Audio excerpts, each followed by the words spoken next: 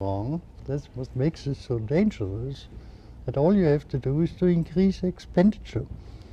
And that, of course, leads to the use of inflation to secure full employment. But that's only a short-term relief, which in the long term makes things worse. Because what it amounts to is to stimulate certain misdirections of labor, particularly in this period where everybody wanted growth. It draws more and more people in producing capital goods. And they can be kept employed there only by continuing inflation. In fact, continuing inflation at an accelerating rate. So the dreadful position is that the politicians can always temporarily say, oh, we are going to reduce unemployment by spending more. But in the long run, they make these misdirections of labor only worse.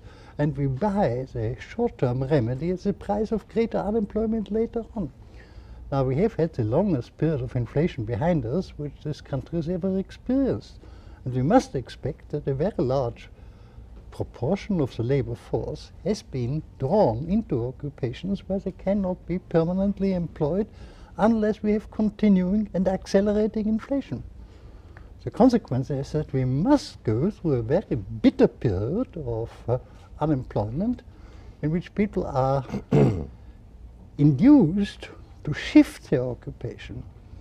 Now, in a normal market system, that works fairly easily because the relative wages indicate where the chances of occupation are.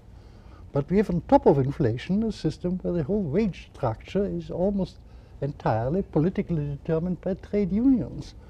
So this normal mechanism of relative wages, which tells people where good employments are, no longer works. So I think as a result of a silly policy in the past, we are bound to go through a much longer period. Now, note, the mistake is not the present government policy that's wrong. It's wrong in the sense that they are tempted to try again to stimulate it by a little more inflation. The mistake is in the past, and we have to pay for mistakes already made in the past. Well, what sort of shifts do you anticipate would take place if we had a totally mobile market responding Well, I think very to largely shift away from producing capital goods into producing consumers' goods, but in detail that's impossible to predict. You know, the whole point of the market price system is that it tells us of an infinite number of particular facts and demands of which nobody knows.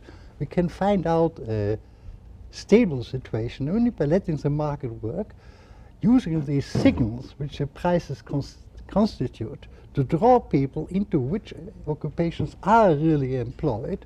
And that would work if we had a tolerably free market.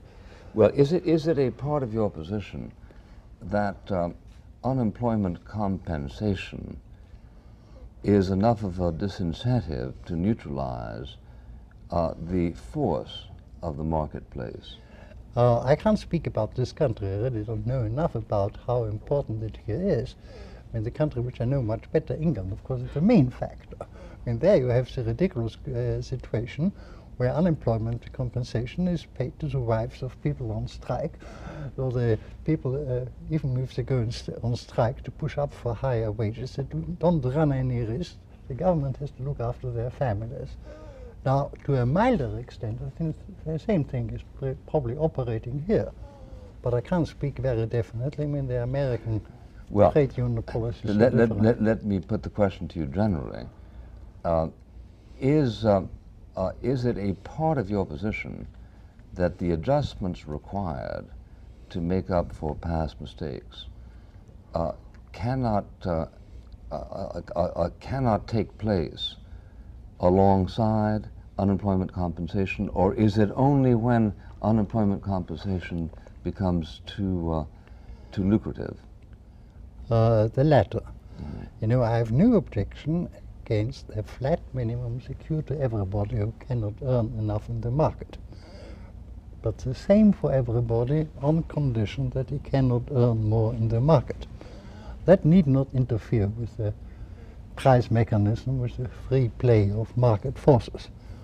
But once, of course, you make it more attractive to employ unemployment compensation than to work, even young people who cannot expect to earn more than little when they begin Because the temptation to remain unemployment, to earn unemployment compensation is very large. I have no idea, but I suspect that a comparatively large part of the unemployment which is recorded statistically isn't genuinely unemployment. It's just a preference of people to draw unemployment compensation rather than to work. How would you account for the almost unanimous opinion of liberal Democrats that in order to reduce unemployment, it is necessary for the government to pursue vast spending projects? Well, Since you speak of this as being almost manifestly ill-advised, the question arises why such superstitions should survive. Well, it's almost entirely the work of one man, in a way a genius, Lord Keynes, who was much more concerned about influencing current policies than about advancing the right sort of theories. And he was operating then in a very peculiar situation. You know, in Great Britain, a successful attempt was made after World War I, which brought a good deal of inflation, to bring prices down to the pre-war level. Prices came down, but wages did not. So you had in the 1920s a position in Great Britain where wages were internationally too high and Britain had become non-competitive on the world market. The problem in Great Britain was to make Britain competitive again, and it was clear that this required a reduction of real wages. Notice these real wages had been artificially increased by increasing the value of the pound. So because the pound was brought to its former level, people receiving the same wartime wages of an inflated could buy much more. Wages had not come down. Now, his first argument was wages must come down. Then the conclusion, that's politically impossible. So we must find another way. Instead of getting money wages down, we must depreciate the pound so that given money wages should correspond to a lower level of real wages. And then by a curious intellectual somersault, I would almost say, he let himself to believe that even bringing down money wages was not any use. It involves a very complex economic argument. And all he said, concluded, was that, well, we must inflate in short. Now, I noticed several things. Keynes was a genius, but a genius who spent only a fraction of his time on economics, one of the busiest men I ever knew, but he knew very little economics except a particularly Cambridge tradition, and he was much more concerned to influence policy at a particular moment and develop a true theory.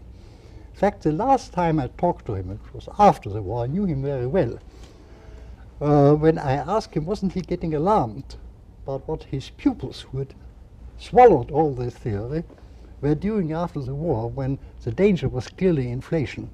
His answer was, oh, don't mind. My theory was frightfully important in the 1930s, because then we needed an expansion to correct the situation.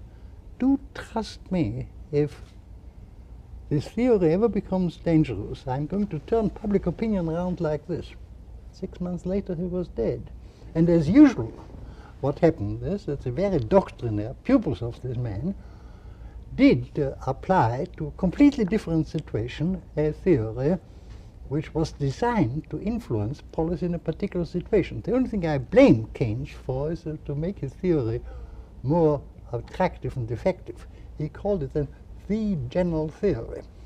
In fact, he knew precisely that it was not a general theory, that it was an argument to